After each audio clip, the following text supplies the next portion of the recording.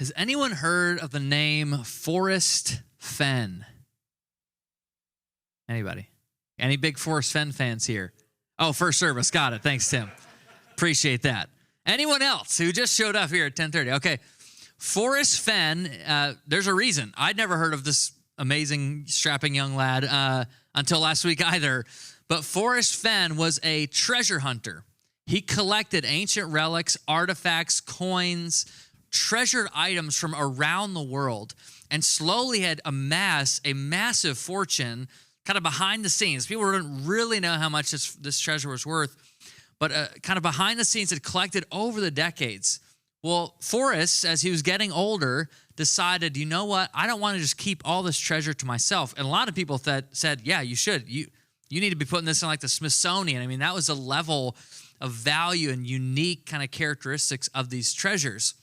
And he said, instead of doing that, I'm going to build a box, and in that box, I'm going to put millions of dollars of treasure into the box, and then I'm going to hide it. I'm going to hide it in some random area in the United States. No one's going to know, and the way they're going to find out where this treasure is hidden is I'm going to publish a poem. And in that poem is every single clue that you need to find the hidden treasure. Are you hooked yet? You know, like I read this story. I was like, is it still out there? You know, like I was getting excited about it. Well, years go by and no one finds the famous Fenn treasure. People quit their jobs to find this treasure. People began doing crazy things like breaking into national parks, breaking into people's backyards, trying to find the Fenn treasure. People are driving back and forth throughout the United States trying to follow the clues in Forrest's poem and figure out where is this treasure. Well, finally, about 10 years into the hunt, a random guy named Jake from Pennsylvania finds this hidden treasure. He finds it out in the wilderness of Wyoming state. And he uncovers it, and Forrest's stipulations were, you find the treasure, it's all yours. So Jake goes, gets all this stuff appraised. It ends up being about $2 million worth of buried treasure he finds in this box. Now, immediately, as that comes out, as it comes to light that the treasure's been found, all the treasure hunters start freaking out, right? There's lawsuits that get filed against Forrest Fenn and against Jake, and there are multiple people saying he didn't find the real treasure, and you got to get it verified and all this stuff. And it was a crazy story. Now, Forrest and Jake became friends. And I was trying to figure out, why is it so crazy to me? Why is it so not crazy to me, I should say, that people would go hunt for this treasure? You know, people literally gave up their lives, their careers to hunt down this treasure. It's millions of dollars worth, but it sounds crazy. And here's what I've concluded. I think there's something about human nature that wants to find stuff that's valuable. I've just concluded that. I don't know, maybe you thought that. Like, if you watch any YouTuber who's gotten famous, right? YouTube sends out a plaque at 100,000 subscribers. It probably takes about $10 to make this plaque, and every single YouTuber who's hit that milestone has it in their back wall. Like, that's a valuable thing to those people. Or Grammys. Some of you are weird and you watch those still. You know, like Grammys, Emmys, all these like celebrity award shows, right? You make sure you get home for them. I was going to say DVR. No one does that anymore. But you make sure that you have them recorded so you can actually watch them back. Like, they give out little gold statues that literally mean nothing but signify great value to those people. The same is true if you got a plaque at work. You know, national recognition of so-and-so sales, or you were employee of the month or whatever, and we post those things. We value them because they signify value to us. We care about them. Maybe it's that fishing spot or hunting spot that no one else knows about. You know, you're not going to tell anybody. It's like this little hidden treasure spot that you can go and you can always get fish, or you can always get a deer. Like, I don't know what it is for you. I think there's an intrinsic kind of design in all of us to want stuff that is valuable, to want things that are significant and that they matter. And Jesus literally uses the same analogy in the scriptures. He is talking about treasure and pearls and all these different things. And we're going to look at, over the summer, parables that define the culture of the kingdom of God. That's what we're talking about for this whole summer, June, July, and August. And there's a devotional that goes with that. You can get that on your way out. I don't even know if we have any left, but you run back there. You'll probably get one, or you can grab it digitally as well with the ability to take notes on it. But these parables, they uncover for us a treasure of the kingdom of God. They are trying to point out, here's what the kingdom is like. Here's what God's kingdom is like. And the one we're going to look at specifically today uses that very analogy. Let me define our terms for a moment, because it's important. When I say kingdom of God, I don't mean a national military force. I don't mean this and I don't mean this abstract, fuzzy, cosmic thing that has nothing to do with your real life. What I mean is the inbreaking reality that what is happening in heaven, Jesus desires to happen on earth. We pray that, right? He instructs us to pray that. Lord, teach us to pray. And he responds, okay, pray this way. Our Father who art in heaven, hallowed be thy name. Thy kingdom come, thy will be done on earth. Right here, your existence, my existence, as it is in heaven. That what's happening in heaven, the reign of Jesus would be applied to our daily lives. That's what we're talking about. So without further ado, let's jump in, shall we? Matthew 13:44 is where we're going to start. And this is the parable that Jesus gives the Jewish listeners about the kingdom of God. The kingdom of heaven is like treasure hidden in a field. When a man found it, he hid it again, and then in his joy went and sold all he had and bought that field. He continues on with another kind of part 2. Again, the kingdom of heaven is like a merchant looking for fine pearls. When he found one of great value, he went away, sold everything he had, and he bought it. Hidden treasure in a field, kind of like the Fen treasure, and pearls of great price. I'm willing to bet neither of those things have been part of your story. They're probably new. And for the parable that Jesus is telling, he's trying to illustrate. It's not just, he's not giving a biographical account of an actual story. He's saying, this is what the kingdom of God is like. If I had to define the culture of the kingdom of God, this is what it's like. And when you pick up on things like culture, like your family has a culture, your business has a culture, our church has a culture. There's unique things that are just expected about you when you step into your workplace, or when you come to church, or when you step into a family setting, or you go to on a vacation. Like, there are things that your family does differently. And that's what Jesus is saying. Our family, the kingdom of God family, operates like a man finding the treasure in a field, like a merchant finding a pearl of great price. Let me ask maybe the dumb question. If the man found the treasure, why buy the field? So in Jewish culture, who Jesus is speaking to, you find a treasure, kind of like the Forrest Fenn deal, you get to keep it. It's like you're the new owner of this amazing treasure. Whether it's worth $10 or $10 million, it is yours. Why buy the field? If you already got a pearl of great price, why sell everything you have, risk all your financial security, dump your 401k, and then go back? Like, what's the point? I'm a simple thinker, so I can really only come up with one result, one answer, one outcome that would make sense. I believe that the man who bought the field, knew those initial coins, pieces of treasure, were simply a foretaste of what was to come. The man found one piece of treasure, but he goes back, he rehides it, goes back, says, hey, can I buy that cornfield? Buys the cornfield, goes back to that cornfield once he's bought it, because he believed there was more to find. He believed there was more treasure in that field. The same with the merchant, right? He goes, buys a pearl of great price, sells everything he has, goes back. Why? Because the merchant believed there was more to the treasure. There were more pearls of great price. And Jesus is making a point about the kingdom, making a point about spiritual treasure, right? And you notice if you follow Jesus for any length of time, the more you dig, the more you find. The more you search, the more you're going to find. The more you explore, the more you will discover, the more you will find. But the converse is also true. You stop digging, you'll stop finding. You stop seeking, you stop finding. You stop hungering and thirsting after the things of God, you don't get filled anymore.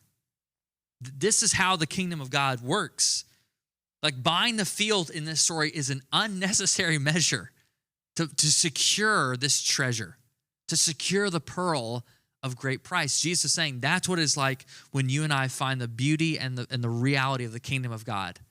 We will give everything we have because we know that we found something of great value, of great treasure. Martyr and missionary Jim Elliot put it this way. He said, "He is no fool who gives up what he cannot keep to gain what he cannot lose." Let me say that one more time. He is no fool who gives up what he cannot keep to gain what he cannot lose. Jim's point, Jesus' point, is that there are certain things in life that are worth giving everything for. And Jesus is saying that is what the kingdom of God is like. At the very core, friends, this parable is about desire. What do you want the most? Like it asks that question, friends, what do you want the most? That's what Jesus is forcing us to reckon with today. What do you want the most? If you ask us, like on the surface, what do you want the most? I mean, for a lot of us, what would come up to our mind immediately are material things, right? I want a better car. My car's breaking down, or it's so annoying. I want a new car. Or for you, it may be close. It may be like, well, I want some new shoes. Like I'm thinking about this pair. I want this pair. Like I want a new purse. I want a new jacket. Like I want new stuff. Like I want new clothes. For you, it may be I want a better backyard, right? I would love rain in Michigan. Like that's all. A nice irrigation system this week would be great. Like maybe that's for you. It is. I want some stable, secure possessions. Like I want to have things figured out. I want a bigger house. I want a better house. I want a nicer TV. I want a new TV. Like I want possessions. And when we center our lives around those things, often for us, in American culture specifically, when we list out those possessions, what we really mean is I want to be more comfortable, which is true. I mean, I like comfort, okay? I like the AC on my head right now, okay? Like I like comfort. I like to be cozy. I'm not, those things are not bad, but Jesus is saying don't build your life that way. And some of you are sitting here like, I don't care about that. I could care less what I drive. I don't care about my backyard. Like I don't care about shoes. For you, it may be the relationships and status attached to them. It may be who you go on a date with. It may be what your boss says about you to the coworker. It may be who you sleep with, who you stay with, who you hang out with. It may be all of those things. It's how you've attached yourself to other people and place identity in other things, other people, other relationships. Yeah, sure, you don't care about new shoes, but did that person like my post? Did that person say that thing about me? Did that person swipe this way or that way on me? Like we value what people think about us, and in those relationships we find identity. Jesus is saying that's not the pearl of great price. That's not the hidden treasure in the field. You say, yeah, I don't care about relationships, but happily married, I'm happily single, wherever you find yourself, I'm good. I don't care what people think about me. I don't even have Facebook. Like I don't care about all that stuff. And that is good. But for most of us, and maybe you, it's not about material possessions. Maybe it's not about relationships and status. Maybe for you, it's about security and stability in life. And if I can just stack up enough, if I can just accumulate enough, I just insulate myself from risk and the need to be bold, the need to have faith, then I'll have arrived. That to me is the kingdom. That to me is the good life. And Jesus is saying you can't do that either. You cannot put security in things that are by nature unstable. And everything in this life has a shelf life. Everything eventually erodes, corrodes, fails. And Jesus is saying you can't put your security in that either. You can't build a life in which you don't need boldness, you don't need courage, you don't need risk, you don't need faith. You're like, that's not the kingdom either. I had to ask myself the exact same question as I prepared for today. I was like, what do I want the most? Like, if you sat down and kind of pressed me to be like, hey, John, what do you want right now? Here's my list. I would want people to invite me to important meetings. I want status. I want to be respected. I want to be valued as a voice. Invite me to that thing. The second thing on my list was a brand new 4Runner, which is not bad. Jesus probably wants that too, to be honest, but that would be great. I don't even know if the 2024 is out. I would take it though. I'll take the sample if they have one, so a new car. I wrote down better grass. What I should have wrote down was grass at all. I live in a dirt bike track, so better grass would be great. Why? Because when people drive up to my house, they'll be like, oh, this guy's got it together.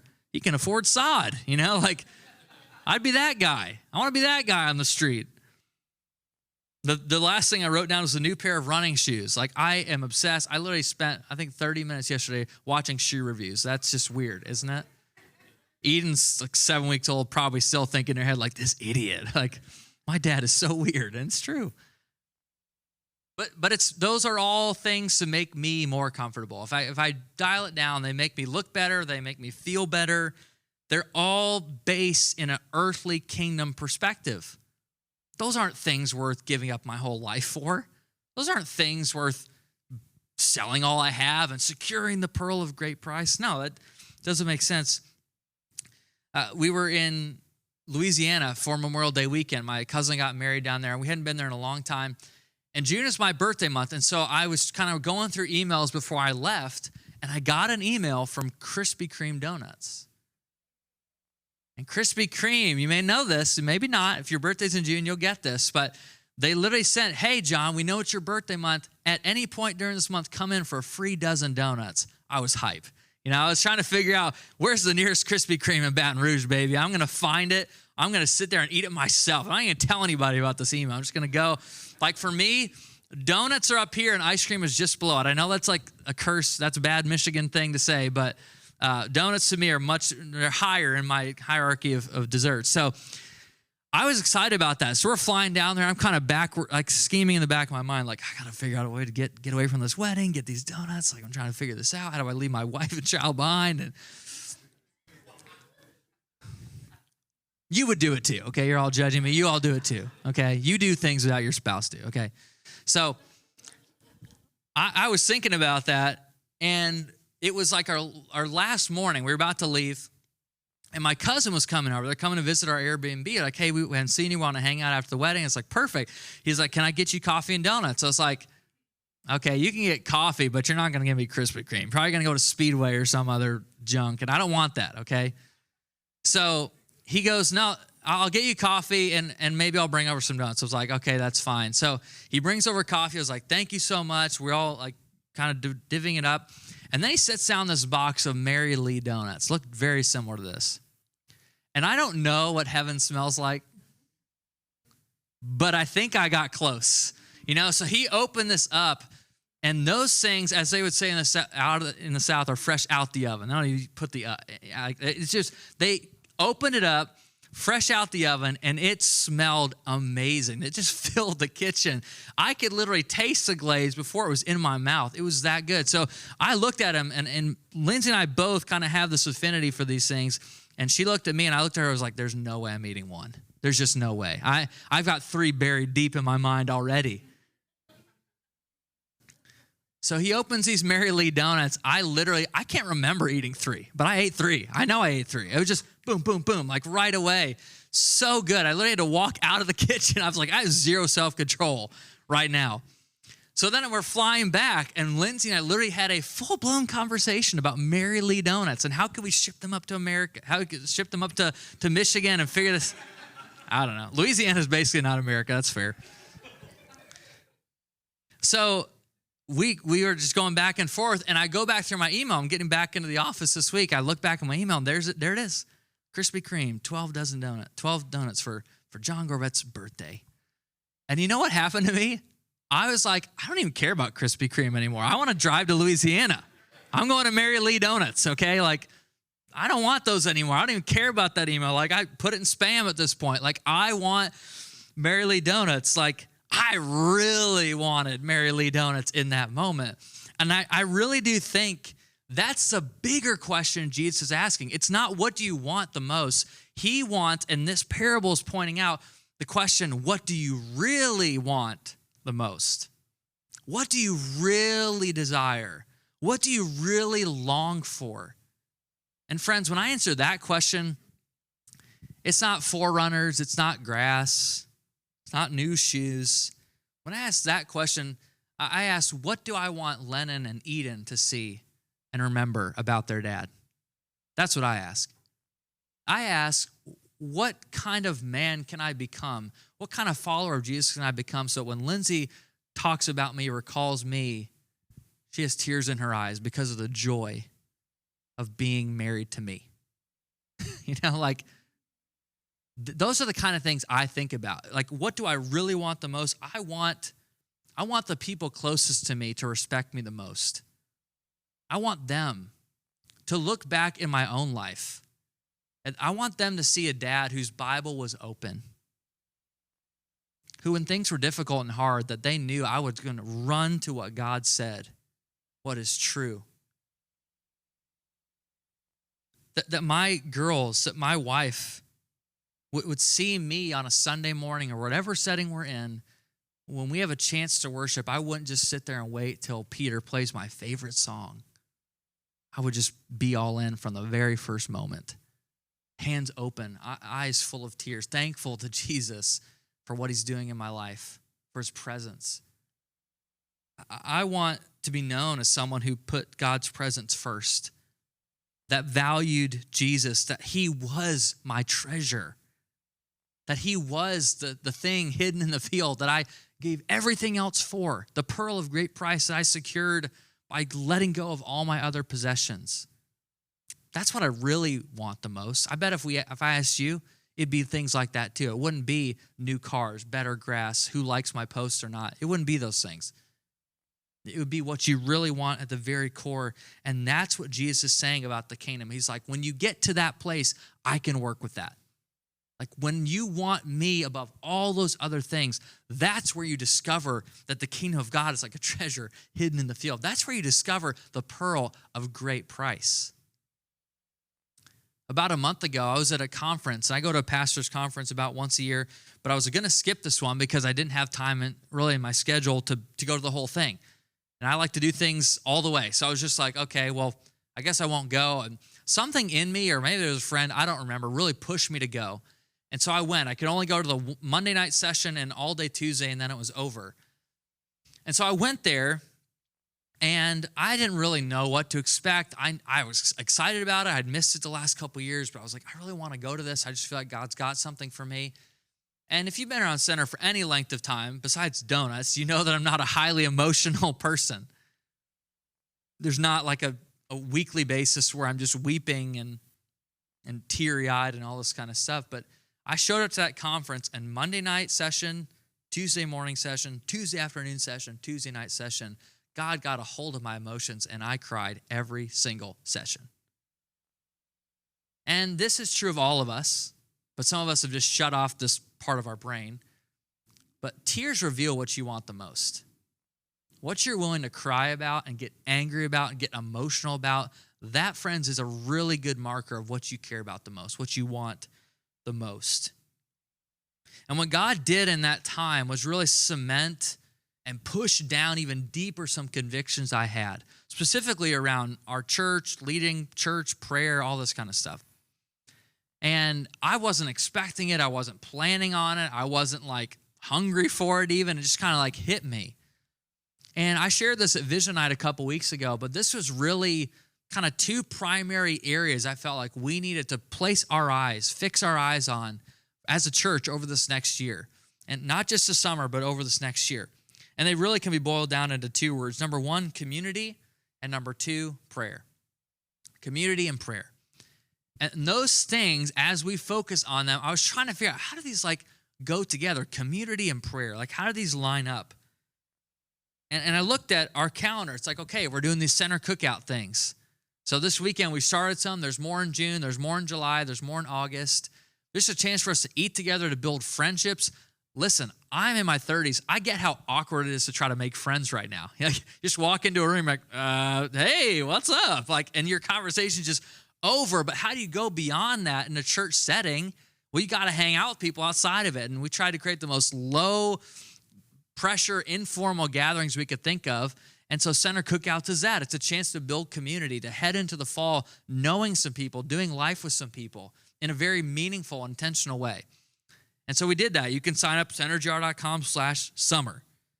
But the second thing is that over the last 6-8 weeks, we kind of experimented with something we just called the prayer room.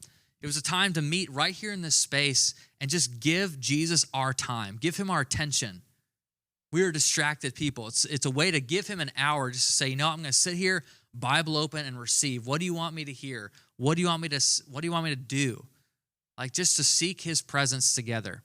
And we worship during that time. We've prayed during that time. And we really felt like as a staff, I was kind of initially, I told everybody, I was like, hey, we're doing this for 6 weeks, and then we're going to shelf it. Maybe we'll do it again in the fall. And we talked about it more and more. And I'm not talking like there were not thousands of people showing up every Wednesday night. There was a couple people. And all of our staff were like, and leaders affirmed, hey, we need to keep doing this. And we should do this in the hardest time to do anything in Michigan, June, July, and August. And I was like, are you sure? This feels like kind of a weird idea. Like, I was excited about it, but like, I don't know if anyone's going to come. And I still don't. No one may come Wednesday night. I have no idea. But we just felt like Wednesday night, we need to restart that rhythm as a church. We believe it'll be the fuel for everything else God does over this coming year. Community and prayer, putting God's presence back at the center of our church family, putting him as the most important person in the room. And friends, if you ask me, where's our field? Where's our pearl of great price? I want to challenge us as a church to say, that's our field. This is where we need to keep digging. This is where we're going to find the spiritual treasure. And someone asked me recently, how do you get to that place? How do you get to a place where you want Jesus the most? Like maybe it's been a few years for you. Maybe you've never made that decision. Maybe you're really far off and you just don't feel passionate about the things of God anymore. And I tried to come up with 2 very, very practical ways I think we can do this. And if you do these personally, they will ripple out and have lasting effects corporately.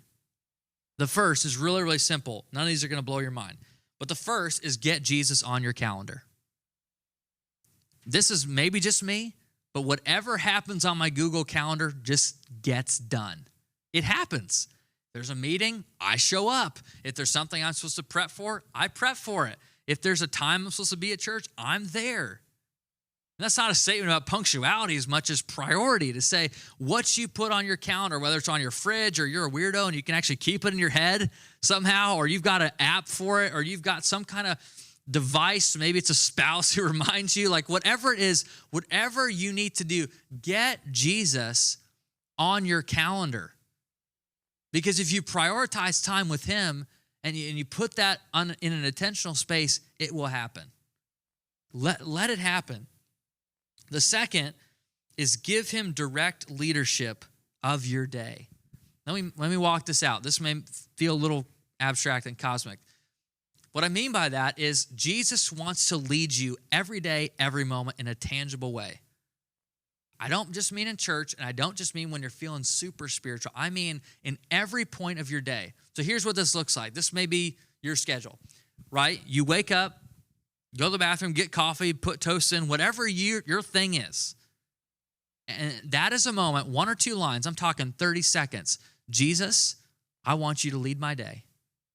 As I prep for this day, as our kids are waking up, as I'm getting ready to go to work, God, I want you to lead my day, lead my conversations, help me be sensitive to you, help me be open to what you have. You drop the kids off, do whatever you do in the morning. Jesus, now that it's just me, I want you to keep leading my day. I want you to help me to do what you want at work. I want to honor you in my words. I want my thought life to be pure. I want the things I talk about, the things I say, to be glorifying to you. Help me. I've got this big meeting. I'm nervous about it. I'm worried about it. Could you help me? Do this. Do this as a way to honor you. Pull into the driveway, pull into the parking lot. Jesus, before I get out of the car and go back to my home life, got to clean this, clean that, or before I go into work and I have to figure out how to manage all these people's expectations, Lord, help me first and foremost to value you. Help me to hear your voice. Help me in whatever task I'm doing to do it in a way that honors you and celebrates who you are. Lunch, God, thank you for providing for my needs. Let me pause here 30 seconds, Lord, and just say, you are the one who gave me this food. I'm thankful for your provision. Keep leading my day. Maybe you're having lunch with somebody. Lord, help me to steer this conversation in a way that brings them closer to you. Help the other person on the side of this table to encounter your love for them, to know you deeper. Lunch is over. back to work, back to your responsibility. You get the point. For me, it has become the mantra in my head, John, pray before you get out of the car. If I don't do it, I will not pray. Pray before you get out of the car. When I showed up here, prayed before I came in the building. When I leave, I'm going to go home. After I pick up Chipotle, because that's important. But after I pick up Chipotle, maybe even before, who knows. But when I get back home, what I really want the most is not just Chipotle for lunch and sit down with my family. What I want the most is to honor Lindsay as my wife and to love and parent my kids well. So I'm going to pause. Before I walk through the garage, I'm going to turn my car off. I'm going to say, Lord, I hope that I honored you today. I hope that this morning as I preached that you were valued, that people knew that you were the most important person in the room, that my gift to you was my service, my heart, my posture, my attitude, my words. And now I need your help to be a good dad. I need your help to be a good husband. Apart from you, I'm not going to do those things well. I'm tired. I'm cranky. I've got tons of stuff this coming week. I'm going to project that all onto them if you do not lead my day. So Jesus, help me to be a good dad. Help me to love Lennon and Eden well. Help me to enjoy lunch with Lindsay and value her, look her in the eyes, put my phone down. I need you to lead my day. And if I don't pray before I get out of the car, I'm not going to do that. I just guarantee it. You can ask me tomorrow morning, hey, how'd that go? And that's going to be my response. If I did that, so I don't know what it is for you, but we need as people to recover that daily tangible presence of the leadership of Jesus, or we will not truly stay in touch with the things we want the most. We will get clouded with all those other things, all the things that don't matter, all the things that are not worth giving everything for and finding the treasure for. I love this. I read this earlier this week. A theologian passed this on and said, the sobering truth is that the greatest hindrance to the growth of Christianity in today's world is the absence of the manifest presence of God from the church. Let me say that one more time. The sobering truth is that the greatest hindrance to the growth of Christianity in today's world is the absence of the manifest presence of God from the church, the direct leadership of Jesus in our days and in our services. And I just don't want to get back to that place. I don't want people to accuse me of that. I don't want people to accuse our church of that. And here's the beautiful richness of this parable. In Matthew 13, truly the gospel is this, that there is someone who sold all they had, gave all they had to buy you, the hidden treasure in the field. This parable is not so much about you and I as it is about the heart of God. See, at one point you were lost. At one point you were a hidden treasure buried deep in a field, and Jesus gave every single ounce of blood, sweat, and tears to buy you, to redeem you, to restore you, to bring you back, because he thought you were worth it. You may not feel like you're worth it today, but he did. You at one time were a pearl of great price. And Jesus, selling everything he had to secure that pearl, wanted you the most. You ask what's in the Father's heart, you get it in John 3:16, right? God was so overflowing with love for you, he gave his entire wealth, his very best, his son, so that whoever believes and follows and surrenders to him will never die, will never walk in darkness, will never be without hope, will allow Jesus to lead their day, will allow him to rescue them from their own sin. See, Jesus wanted you the most. And so when you take the gospel and flip it back on ourselves, let's ask that question a different way. What do you really want the most today? It may be super spiritual, maybe it's not.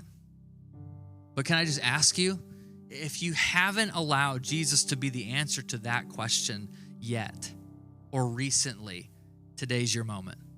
Right now is your day. Just say, God, I want to put you back.